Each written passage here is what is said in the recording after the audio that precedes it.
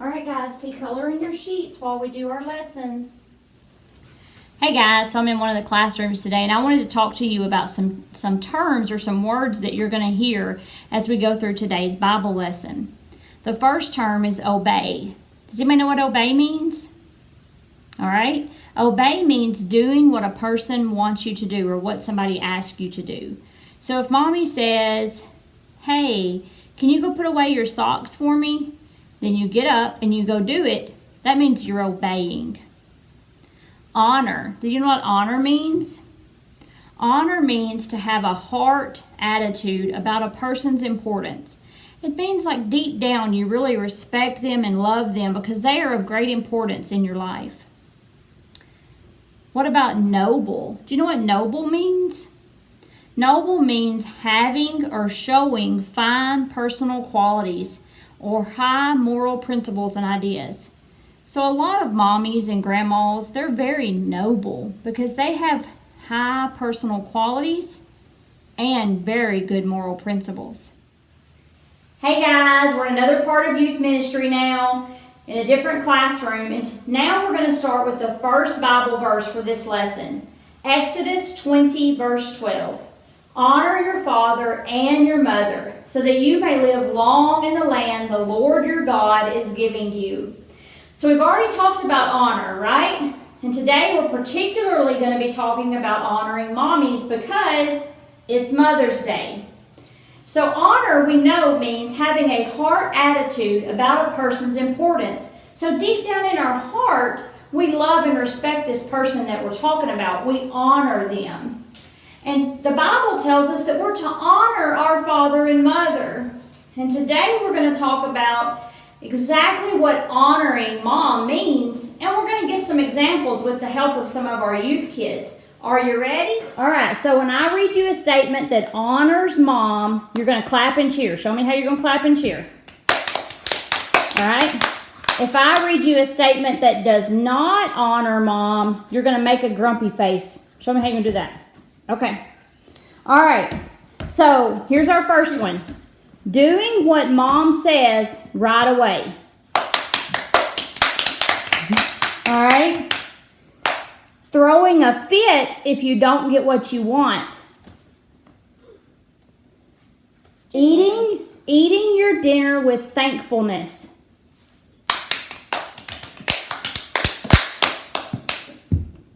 Complaining about what mom cooked for dinner.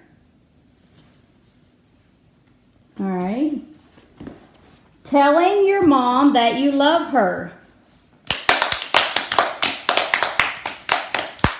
All right. Praying for your mom. Telling other people that mommy is not nice. All right. And can I just point out something to you, Miss Elizabeth? What? Riley is watching everything you do. So let this be another little lesson, right? So big sisters have to set good examples and help mommies, don't they? Okay. We're going to do another Bible verse because we're learning all kinds of stuff today about mommies, aren't we? Proverbs 31 verses 28 through 29 tells us, her children arise and call her blessed, her husband also, and he praises her. Many women do noble things, but you surpass them all. What noble things does your mom or grandma do? Remember, noble means having or showing fine personal qualities or high moral principles and ideas. So what kind of noble things does your mom or grandma do? Can you always count on mom or grandma to uphold honor and be truthful and faithful to your family? When I think about a noble mommy, I think about a mommy who's courageous and strong and faithful to her family. I think of a mommy who is generous and loving and who always brings honor and respect to her family. And in return, her family always honor and respect her.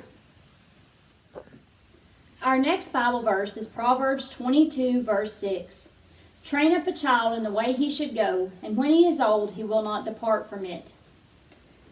This Bible verse is brought to you from the nursery. I wanted to read this verse here because I wanted to point out something very important. Mommies start bringing their babies to the nurseries at a very young age.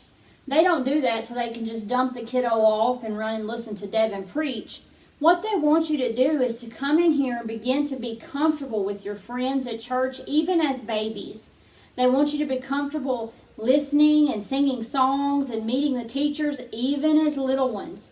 So that as you grow older and you get into the other classrooms, you'll want to learn about Jesus and you'll be comfortable here because you've been here since you were a baby. So mommies, we encourage you to bring your kids here to the nursery. That's what it's here for. We want all of our little ones to begin to learn about Jesus at a young age. Hey y'all, I'm coming to you from the teen classroom now. Our next Bible verse is Proverbs chapter 1, verses 8 through 9. Listen, my son, to your father's instruction, and do not forsake your mother's teaching. They are a garland to grace your head and a chain to adorn your neck. How many of you have a mama or a grandma that nag at you?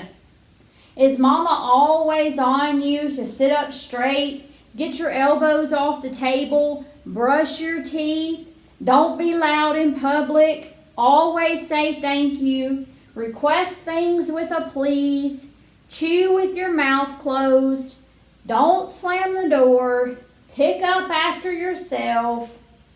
These are teachings that your mother needs you to learn so that you can become a responsible adult and productive member of society one day. She doesn't tell you these things to hear herself talk. Trust me. She has been called by God to be your mother or your grandmother, and she takes that calling very seriously.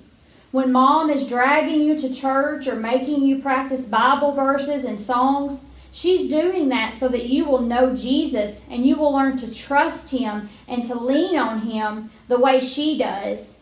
And so that you will have these verses and these songs in your heart and for the days when life is hard and when mom's not around anymore. Proverbs 31, verses 25 through 28.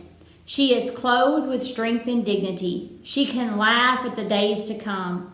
She speaks with wisdom, and faithful instruction is on her tongue. She watches over the affairs of her household and does not eat the bread of idleness. Her children arise and call her blessed.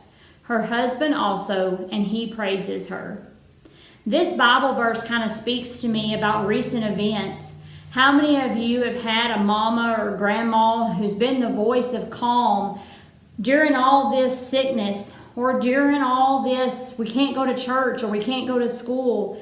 How many of you have had mom or grandma to lean on with words of wisdom on what to do when the power's out or maybe the water is out during our recent storms?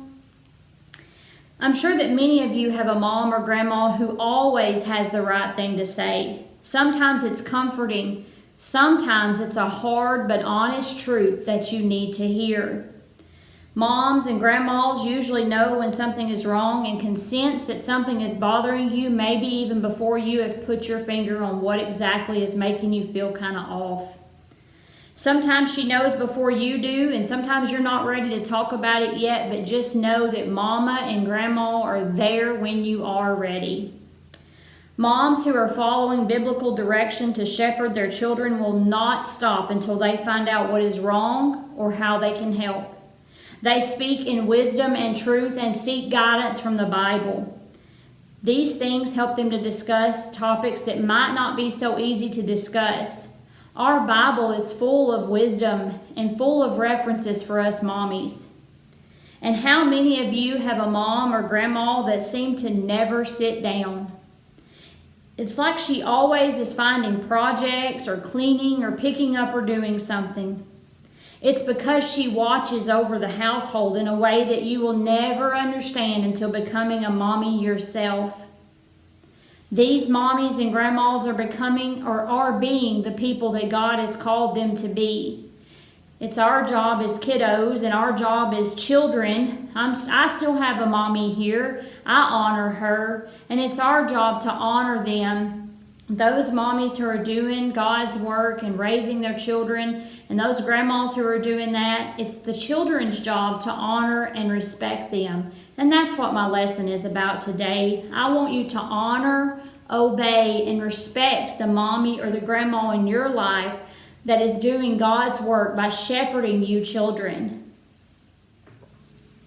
I pray that this Mother's Day lesson finds you, kiddos, with a mama or grandma who you want to honor and respect, and somebody who's shepherding you in a way that God has called them to do. I hope this lesson finds you mamas in a place where you know you can lean on Jesus, where you can seek guidance, you can seek comfort, you can seek forgiveness, you can go to Him for whatever it is you need. I hope that Mother's Day 2020, even though it may look a little different than normal, is still a loving and blessed day. And I want you all to know that this Mother's Day 2020, Miss Rachel misses you, all of you.